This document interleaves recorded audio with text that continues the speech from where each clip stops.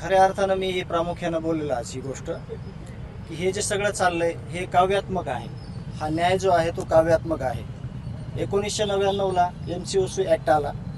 त्याच्यानंतर माझ्या एका निष्पाप भावाला ज्या लोकांनी त्याच्यातला मुख्य आरोपी राष्ट्रसंत भगवान बाबा यांच्या जयंती दिवशी 14 जानेवारी दिवशी याच्यातल्या मुख्य आरोपीला मकोका लागला.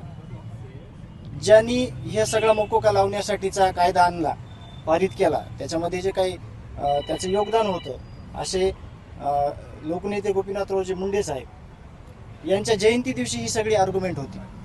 त्या दिवशी पूर्णपणे ही आर्ग्युमेंट झाली.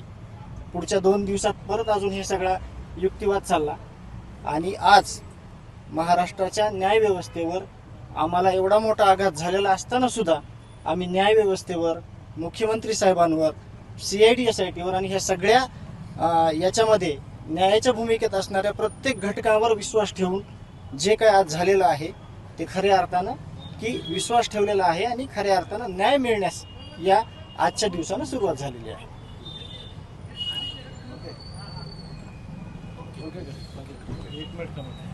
मुंडे कोकाटेंवरती आज आरोप झाले, त्यांचं मंत्रिपद जाते आणि त्यासाठी आता तुमचे आरोप ज्या वाल्मिक कराडवर होते त्यांचे जवळचे धनंजय मुंडे त्यांचं मंत्रिपदावर वर्णी लागण्याची शक्यता वर्तवली जाते. मी आजच त्या गोष्टीवर बोलत नाही, पण जर असं काही व्हायचं म्हणजे तुमच्याकडून मला अधिकृत माहिती कळाली तर असं जर काही झालं तर 100 वाल्मिक कराड, 1000 त्याच्या टोळ्या आणि शेकडो महिला लवकरच सुरुवात होईल.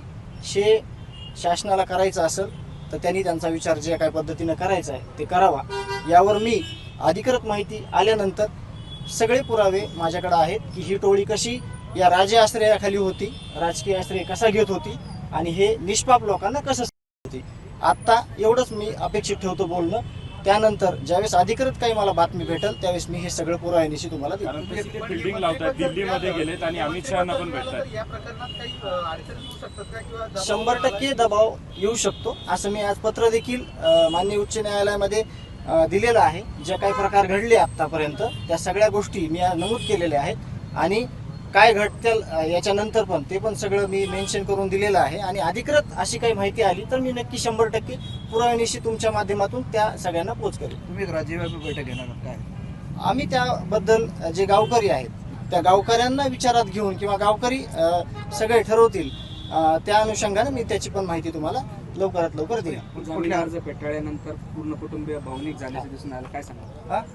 जामीन अर्ज फेटाळल्यानंतर पूर्ण कुटुंबीय भावनिक झाल्याचं दिसून आलं. नाही, ही घटनाच एवढी क्रूर आहे की हे क्रूरकर्मी लोक आणि त्यांचे समर्थक यांच्यासाठीची गोष्ट म्हणजे काही मायने ठेवत नाही. नाहीतर समाजातल्या प्रत्येक घटकाला या गोष्टीची म्हणजे एवढी चीड आलेली आहे की एवढी ही फक्त नाही केली तर त्यांनी जे त्यांची काय गुंडगिरी होती, ती गुन्हेगारी वृत्ती होती, ती गुन्हेगारी वृत्ती की आमच्या कुणी आडवं येईल आम्हाला खंडणी मागताना किंवा काही चुकीचे काम करताना तर त्याला आम्ही अशी शिक्षा देऊ असा त्यांना एक अप्रत्यक्ष किंवा प्रत्यक्ष असा त्यांना म्हणजे संदेश द्यायचा होता समाजाला, म्हणून हे केलं.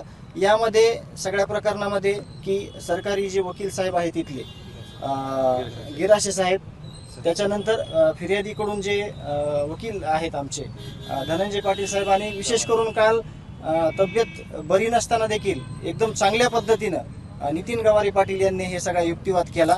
या सर्वांचे देशमुख कुटुंबियाकडून आपल्या सगळ्यांकडून म्हणजे मी आभार व्यक्त करतो आणि CM साहेबांवर किंवा सगळ्या ज्या या सिस्टीमवर आम्ही जे यंत्रणेवर विश्वास ठेवलेला आहे त्यांचे देखील आभार मानतो. बरं, एक प्रकारे म्हणजे जामीन दिला नाही म्हणजे कोर्टाने एक प्रकारे असं मान्य केलंय की वाल्मिकरांचा सहभाग आहे. आता पूर्ण ज्यावेळेस ऑर्डर येईल कोर्टाची त्यावेळेस या सगळ्या गोष्टी तुम्हाला मेन्शन होतील. कारण आता मी बोलणं म्हणजे अजून लिगल ऑर्डर बाकी आहे, अजून आल्यानंतर त्या गोष्टी तुम्हाला कळतील. काल ॲडव्होकेट नितीन गवारे साहेब यांनी या प्रकरणामध्ये जो तक्रारदार आहे शिवराज देशमुख याच्या वतीने युक्तिवाद केलेला होता.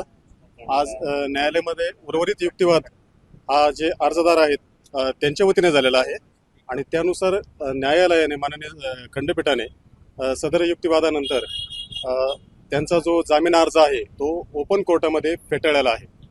कुठल्या बेसवर म्हणजे ओव्हरऑल हा जो अर्ज होता तो मूळ कधी केला गेला होता कुणाच्या वतीनं केला गेला होता आणि सगळ्याच बाजूना म्हणजे तुम्ही एकटे सांगताय हा जो अर्ज आहे हा मुळात जो एक तक्रारदार आहे शिवराज देशमुख म्हणून यांच्या वतीने अर्ज केलेला होता. त्यांच्या वतीने ऍडव्होकेट नितीन गवारे पाटील यांनी आर्ग्युमेंट केलेला आहे. आता याची जी जामीन रद्द करण्याची जी सविस्तर कारणं आहेत ती न्यायालयाच्या निकालपत्रामध्ये पुढे येतीलच. हे सर्व सविस्तर न्यायालयाच्या निकालामध्ये येईल. सध्या कोर्टामध्ये फक्त ओपन कोर्टामध्ये फेटाळण्याबाबत कोर्टाने सांगितलेलं आहे. यापूर्वी कुठे कुठे अर्ज फेटाळलाय आणि आता पुढची प्रक्रिया काय असेल त्याविषयी सविस्तर आता न्यायालयाच्या निकालपत्रकामध्ये सविस्तर उत्तर येईल. मागच्या 5 ते 6 दिवसापासून या मान्य उच्च न्यायालयामध्ये संतोष देशमुख प्रकरणामधील आरोपी वाल्मिक कराड यांच्या जामिनावर सुनावणी चालू होती. गेली 3-4 दिवसापासून दोन्ही बाजूनी विविध मुद्द्यावर कायद्याच्या आणि फॅक्ट्सवर वेगवेगळ्या मुद्द्यावर युक्तिवाद झाला. तो कोर्टाने दोन्ही बाजूंचा ऐकून घेतला. काल दोघांचा युक्तिवाद संपल्यानंतर आज त्यांच्या वकिलांच्या युक्तिवादासाठी आज सुनावणी ठेवली होती. तर त्यांच्या वकिलांनी काही मुद्दे उपस्थित केले परत एकदा की CDR रेकॉर्ड अवेलेबल नाही आहेत, त्यात डायरेक्ट इन्व्हॉल्वमेंट वाल्मिक कराडची या गुन्ह्यामध्ये नाही आहे. या अशा 2-3 मुद्द्यावर त्यांनी युक्तिवाद केला. तो युक्तिवाद मान्य उच्च न्यायालयाने ऐकून घेतला पण तो फेटाळला आणि तुम्हाला जामीन अर्ज फेटाळला म्हणून सांगितलं. तुम्हाला आदेश हवाय की तो विड्रॉ करताय म्हणून त्यांनी एकदा त्यांच्या पक्षकारांकडून इन्स्ट्रक्शन घेण्यास सांगितले. त्यानंतर त्यांनी न्यायालयाला सांगितलं की आम्हाला आदेश हवाय म्हणून जामीन अर्ज फेटाळण्याचा.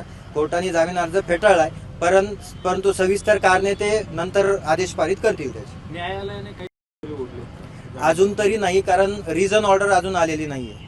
त्यामुळे अजून कोर्टाने त्यावर अशी काही टिप्पणी केलेली नाहीये. ऑर्डर आल्यानंतर त्याच्यावर कळेल.